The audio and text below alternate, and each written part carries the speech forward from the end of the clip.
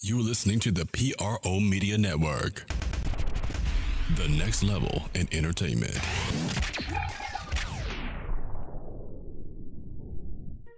Go Tigers, go Tigers, go Tigers, go Tigers, go Tigers, go Tigers, go Tigers, go Tigers, go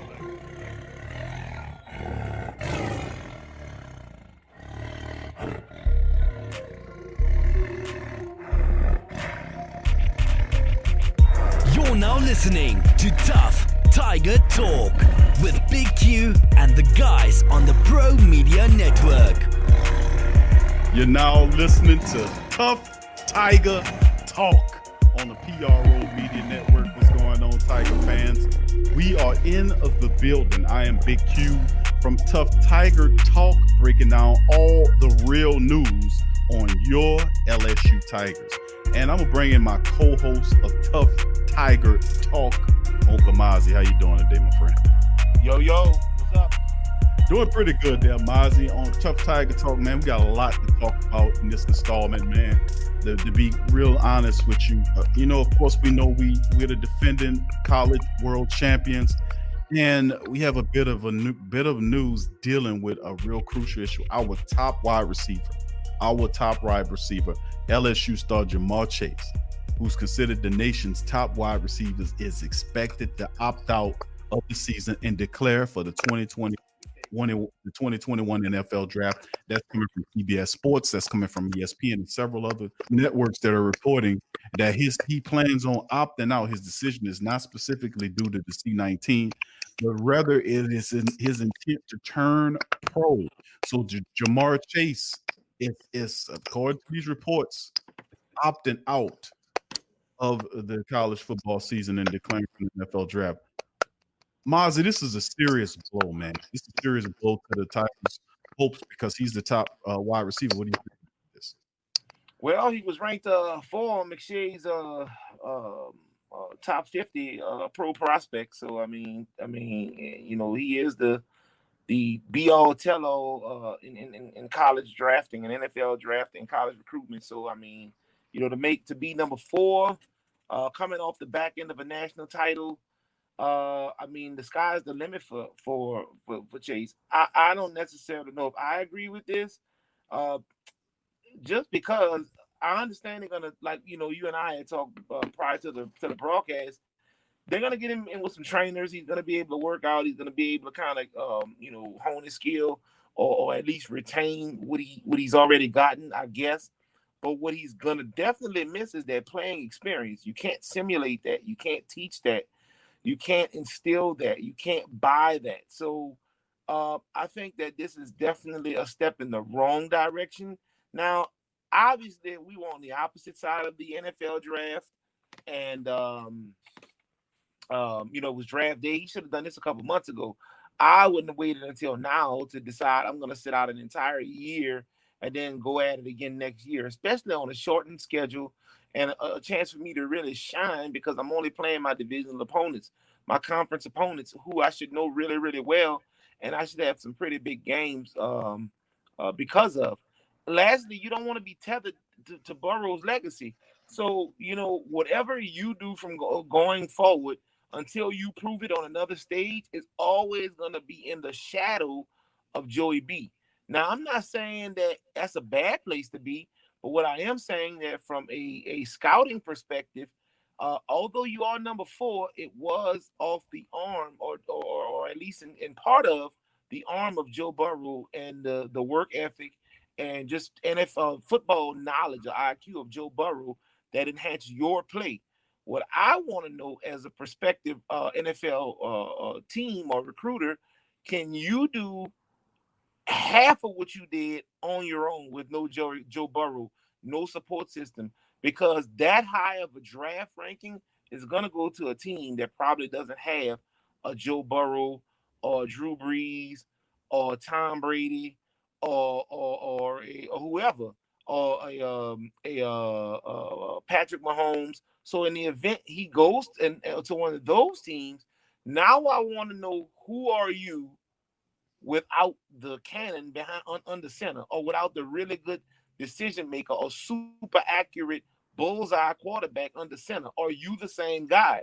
If the answer to that question is no, then we need to know that. But how can we know that if the last thing we seen was because of someone else's legacy? You see what I'm saying? It begs into question: can you stand alone on your own? And I mean, that's gonna be a elephant in the room until he proves otherwise. Well, I mean, the reason why he didn't go for the draft is because he's a junior, and according to the rules, the NCAA rules says that you have to be 3 years removed from your high school graduation, and he's not there yet. He's just a junior.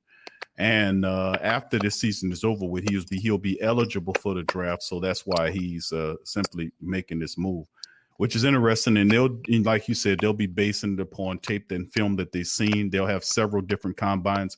I've heard rattlings about how the NFL and how different scouts will do scouting combines in different sections or areas of the country, as opposed to have one mass combine where everybody travels to one mass combine.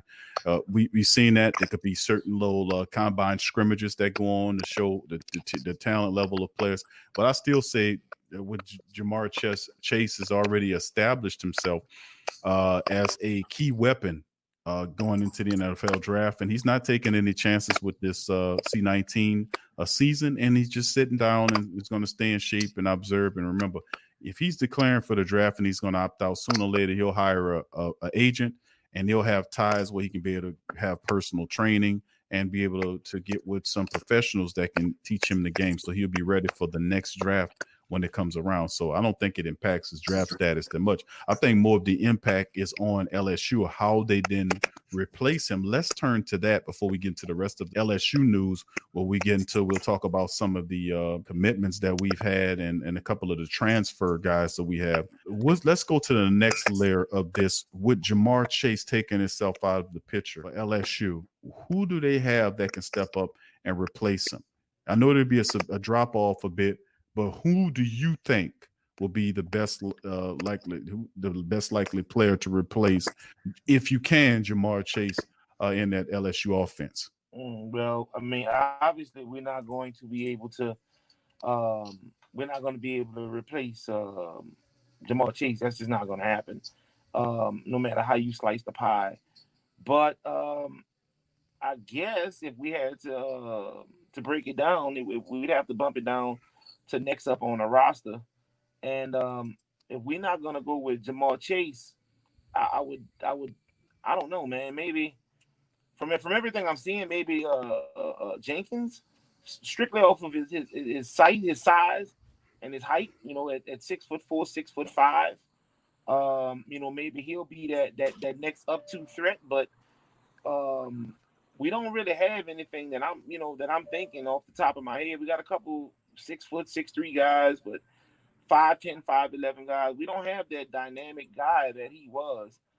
Even at 6'8", 208, that was 6 foot 208. That was kind of the perfect size and weight, where you're not too short, and you can still outmuscle some of the bigger safeties because you're about the same size.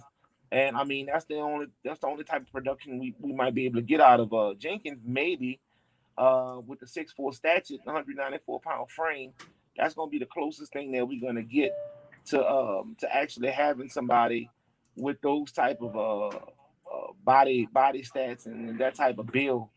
And maybe outside of that, Terrence Marshall had to step up a little bit. You know, she should be about that same 210, 205 pounder. I think he might be a little taller than as a matter of fact, I know he's taller than Chase was. I've seen them together. It's like 6'1", 6'2", compared to somebody maybe 5'11", 6 feet.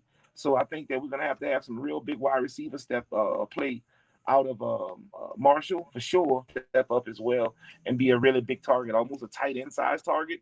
A little underweight for a tight end. Before the height, I think he'll be right on task for what we need. And then, you know, obviously from there, with our first year quarterback, we'll have to rely on first year starting quarterback, I should say. We'll have to rely on a good offensive line play and protecting him, and hopefully our backfield will be up for the challenge as well. Yeah, I like the backfield. Curry, Tyron Davis Price, and John Emery Jr. I like those guys. Also like the addition of Eric Gilbert.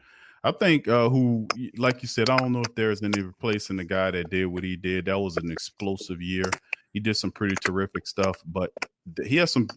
Any way you slice it, they have big shoes to fill in the LSU offense. My thing is, we know what Terrace Marshall Jr. brings to it. He's 6'3", but also Racy McMath is another dude. He is a senior now. Racy McMath is a senior, where Terrace Marshall Jr. is a junior. So he's a double junior. So you'll have those two guys, and they're both 2'6'3" guys. They're both 2'6'3" guys that should have serve and possibly help. It's John Trey Kirkland. There's Trey Palmer. So, but the top two guys I'm looking at is Racy McMath and Terrace Marshall Jr.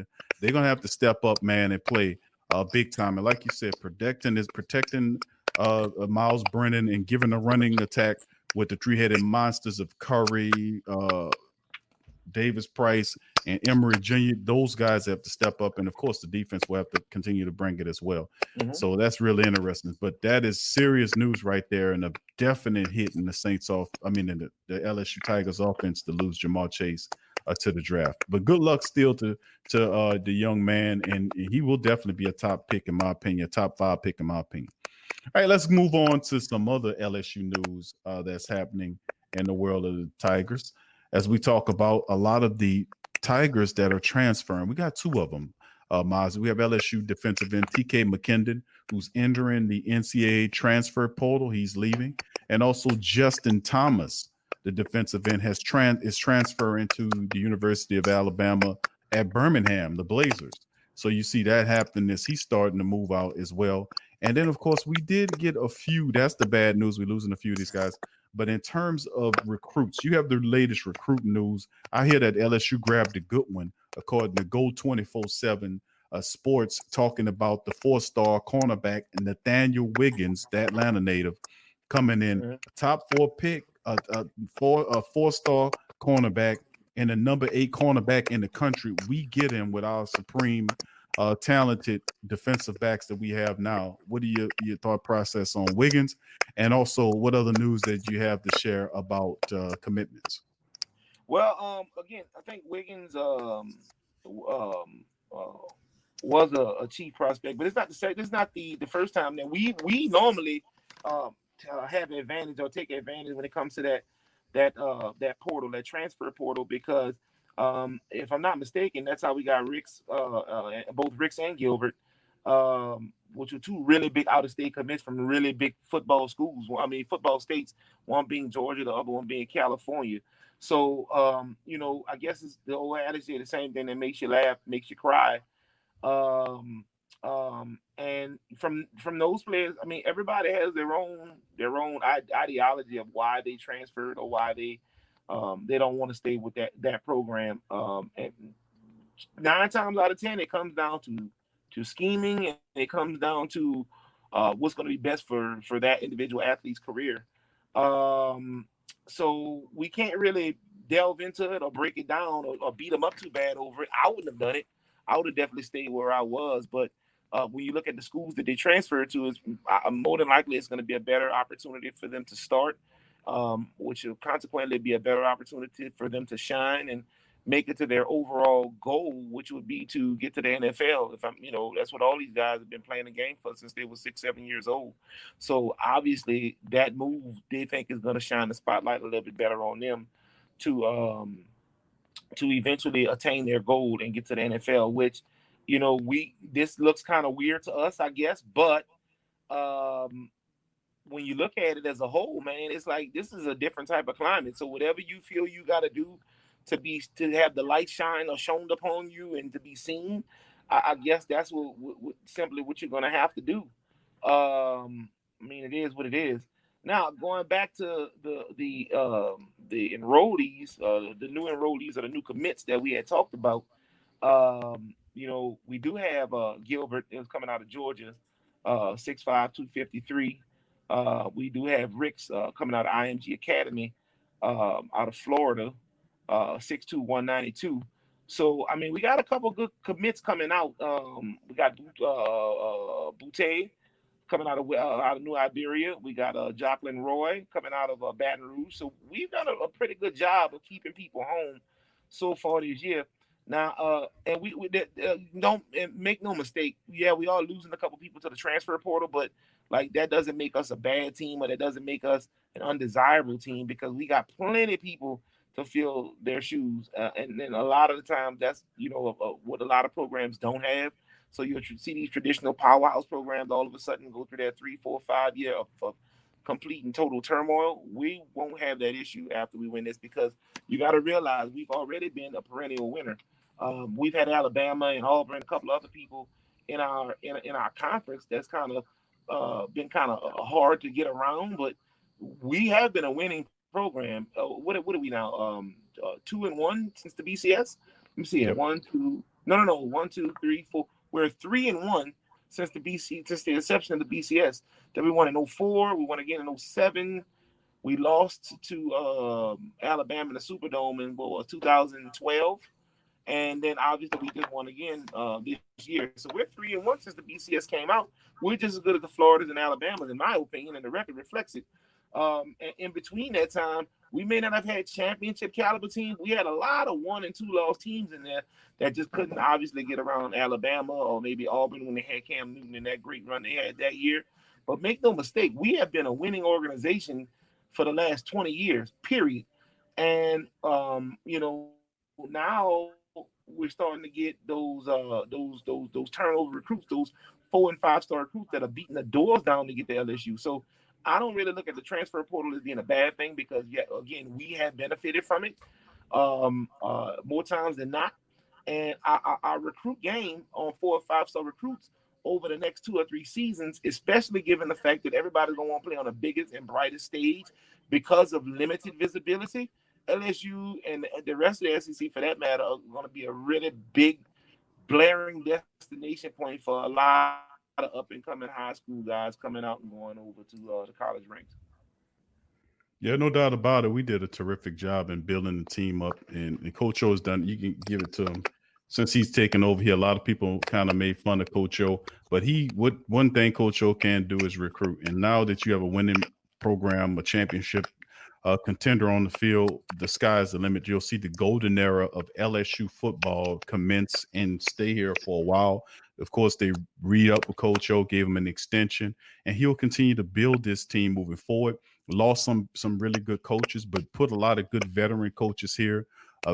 Based on some of the reports that I've seen and film footage that I've seen of the new LSU's offense is pretty fast, not as high profile as last year's offense, and you probably won't ever. That's like I call that the 100-year offense. You probably won't see that type of offense for another 100 years if you're fortunate. But LSU has really done a pretty damn good job here building this team. Let's move to our final topic of LSU talk today as we talk about former LSU back Leonard Fournette. Fournette has been released by the woefully awful Jacksonville Jaguars. I consider that an extreme honor to be released by them because they stink. They suck. They, of course, chose not to pay him on the option, which set him to put him in the street. So now, Leonard Fournette is in the street and he has to clear the waiver so he can sign. But somebody tell me that someone's going to claim him. But he's due $4.17 million in salary. That's nothing in terms of NFL money. Nothing for that kind of money. And somebody will claim him off of waivers. I don't think he'll clear it. He's 25-year-old coming off a career year. He topped over 1,600 yards in scrimmage in 15 games last season. He carried 265 times for 1,152 yards. He also caught 76 passes for 522 yards. There's a lot of people saying Leonard is not a complete back.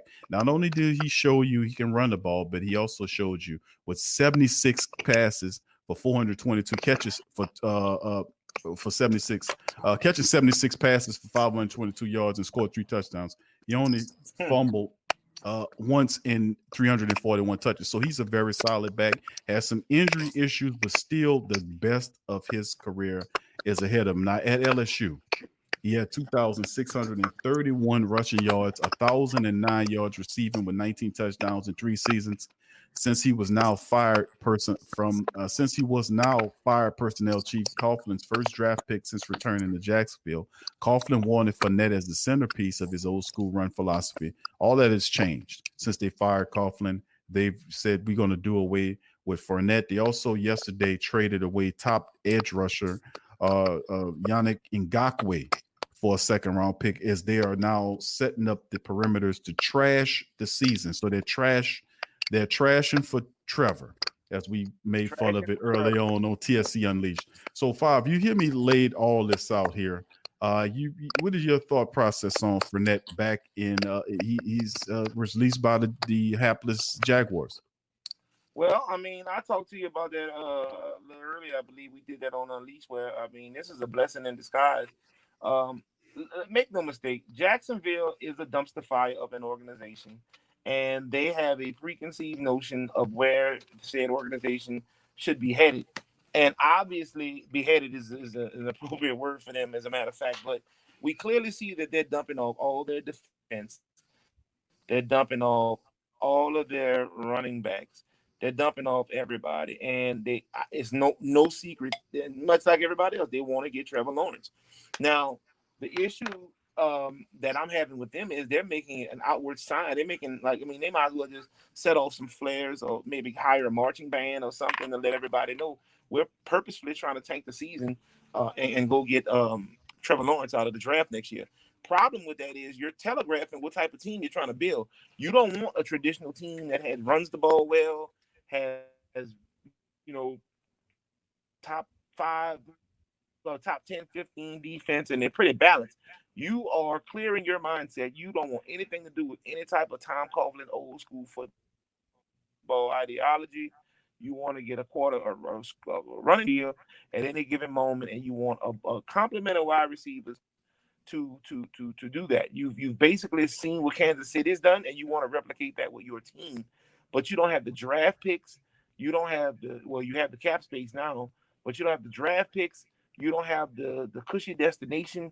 What we are all witnessing in Kansas City, believe me, they paid their dues. They're 30, 40 years removed from any type of championship. So it's not like these people just woke up last week and decided, you know what, we're going to do this. No, this was countless draft picks. This was bringing in Andy Reid. This was Andy Reid getting rid of, in my opinion, I was a big Alex Smith guy, getting rid of Alex Smith, understanding what the potential was in Patrick Mahomes, bringing in the right personnel, changing your return guys into wide receivers. I mean, allowing your defensive coordinators to really defensively coordinate. All of those, it was a perfect storm of a few rejects, a few draft picks, a few people who otherwise wouldn't start somewhere else, a couple of bench people, and they made an unbelievable, prolific team. That is an oddity. That is not the rule. That is the rule of thumb. It doesn't always happen, and you need to understand that going forward with this Jacksonville franchise. And I think that what they're looking for, they probably won't find. However, if my beloved New Orleans Saints can get a Rockhead contract going for $700,000, $1 million or less, maybe a second-round draft pick, third-round draft pick, maybe even both, I think we got Super Bowl written all over. So one man's trash is indeed another man's treasure. Yeah, and it just seems like right now it's not a good place to be. The LSU running backs are having it difficult with what Darius Geis is going through, what he's done, allegedly done, and of course the releasing of Leonard Fournette.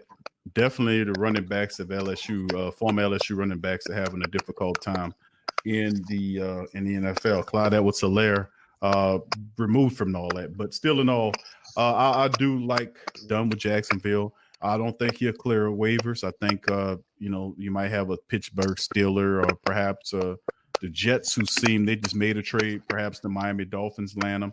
You'll have a waiver wire situation, or depending on who's on the waiver wire, will land him. And we'll just have to keep an eye out on it. So that'll do it for our LSU news and notes for this show of Tuff Tiger Talk. I'd like to thank Uncle Mozzie for joining us, our key contributor. is contributed, putting in a lot of great work with the Tough Tiger Talk podcast. And I'd like to thank you out there for your support. If you like the Tough Tiger Talk, please feel free to share the show's link on your social media. Also hit the like button and get your Tough Tiger Talk family to subscribe to the show and become a member to listen. Every week, Tough Tiger Talk is coming at you Saturdays at 11 a.m. live every Saturday, just to let the family members know that's the time for Tough Tiger Talk, Saturdays at 11 live. So we'll be coming at you. So please mark that on your calendars. And I'd like to thank all you guys for joining us here. Hit the like button and we'll talk to you later. Go Tigers!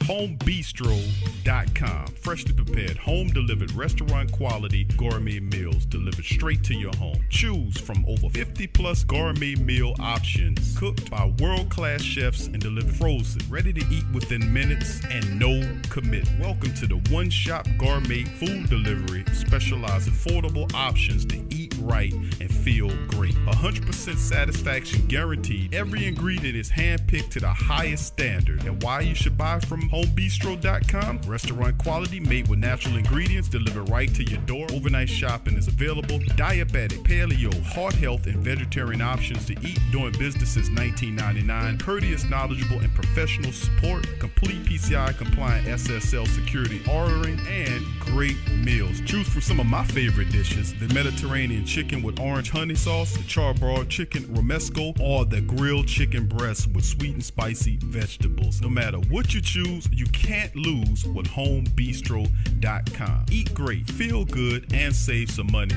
with HomeBistro.com. Hit the link in the description section below for more information.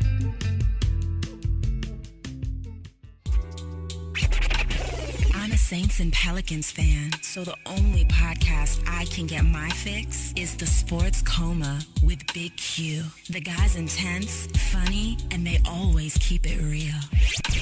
Check out The Sports Coma with Big Q and the guys.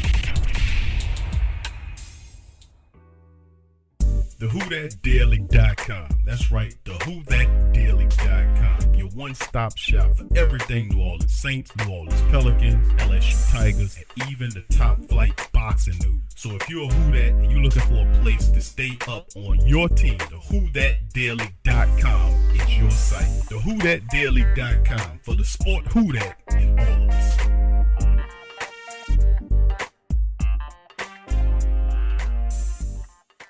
Embrace Pet Insurance is more than just pet insurance. Embrace Pet Insurance promises to provide genuine support and certainty when your pet needs it the most. With personalized accident and illness policies, compassionate customer care, 24/7 access to veterinary professionals, flexible wellness plans, timely claims processing, and online customer portals, their values is what makes them Embrace. So, when selecting a pet insurance company as a partner in your pet's care, you deserve a company that has your pet's best interests at heart. Get top-rated and review coverage for your pet today. Up to 90% back on bills at any vet, total protection, pet insurance and wellness, and dependable claims payments. Get the top-rated and review coverage for your pet today. Go to EmbracePetInsurance.com. That's EmbracePetInsurance.com. Check the link in the description section below. Are you a boxing fan? Check out Ring Kings Boxing only on the PRO Media Network.